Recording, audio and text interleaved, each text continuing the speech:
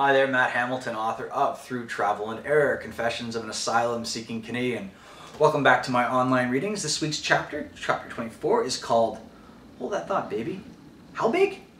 And it deals with the reasons why I didn't learn to surf. Yes, I lived right next to the Indian Ocean for almost 2 years. I was surrounded by surfers. I had great opportunity to learn, but there were a multitude of reasons why I didn't. I mean, the surfer's jargon was ridiculous. The levels of depression that manifested in the surfer if there weren't waves was ridiculous. But ultimately there was more, and that's what this story is about. I hope you enjoy. I have two phobias. The first is a fear of heights. Actually, it's more a fear of falling and splattering on the ground than it is of heights, but that isn't the point. I don't enjoy being anywhere that presents the possibility of a long, hard plummet. The strange thing about this phobia is that I'm not sure which event from my past triggered it. On the other hand, I didn't need to visit a shrink to pinpoint the inception of my second terror. It wasn't my parents' fault. I certainly don't hold them accountable. I was supposed to be asleep in the back seat of the car while my parents watched the second feature at the drive-in. I wasn't supposed to glance over the headrest, but being a kid, I couldn't resist and stole a peek. It's safe to say what I saw scarred me permanently. For those of you with small children, here's some free advice. Being 4 years old is far, far too young for a kid to watch the movie Jaws. I'll give Steven Spielberg some credit. He did an Oscar-worthy job at scaring the living shit out of me. And scared I was.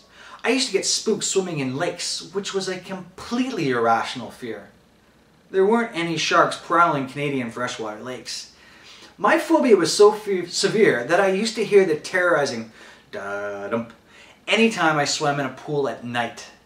I had a panic attack and scrambled for the safety of the edge within a nanosecond of entering the dark, menacing water. The irrationality was the most annoying aspect of the phobia. I knew my fears were entirely dumb, but even so, I remained spooked.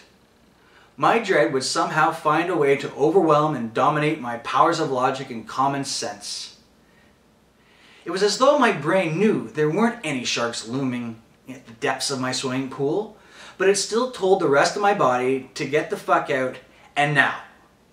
My lump of gray matter didn't want to test the theory on the slim chance that it was wrong in its assumption. It was stupid, I know. Nonetheless, the phobia was real, and all of a sudden, I was living next to a body of water that does have the monstrous reality of my fear, Jaws himself, prowling in its depths. The Indian Ocean was home to the great white shark, along with a barrage of other sharks. I've learned a lot about sharks since being in South Africa. For one, sharks don't enjoy the taste of human. Seal is their food of choice. To a shark, the difference between the taste of a seal and a human is comparable to the difference between a filet mignon and a burger from McDonald's. They're both edible meat, but one tastes so much better than the other. The reason surfers are so often attacked is because they are mistaken for seals. To a shark, a paddling surfer has the same shape and length of a swimming seal, a plump, slow-moving seal. Not having hands, the shark's method of trial and error involves its massive and razor-sharp teeth. What usually happens when a shark realizes its mistake is that it lets the human go.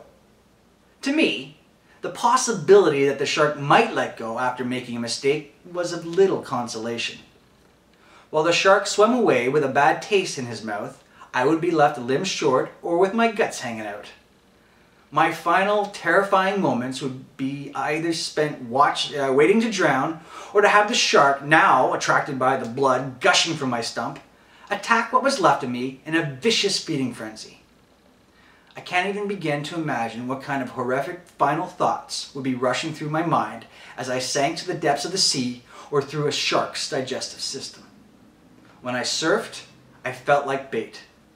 My position on the ocean's food chain took a lot of fun out of surfing for me. I knew that my fears were unfounded. I knew that very few people were killed by shark attacks. I knew more people were killed by falling coconuts or struck by lightning.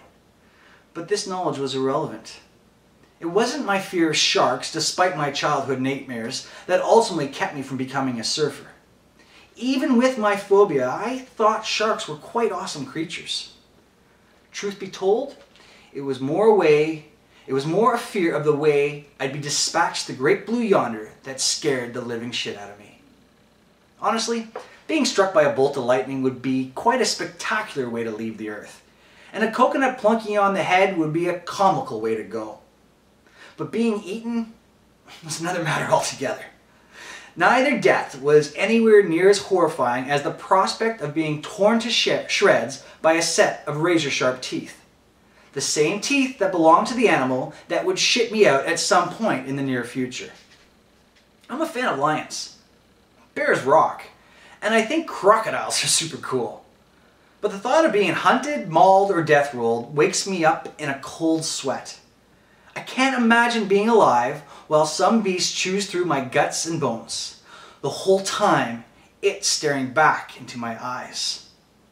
Fuck that. I'll take the coconut in the head, thank you very much. If I can avoid being made into lunch, I will do so at all costs.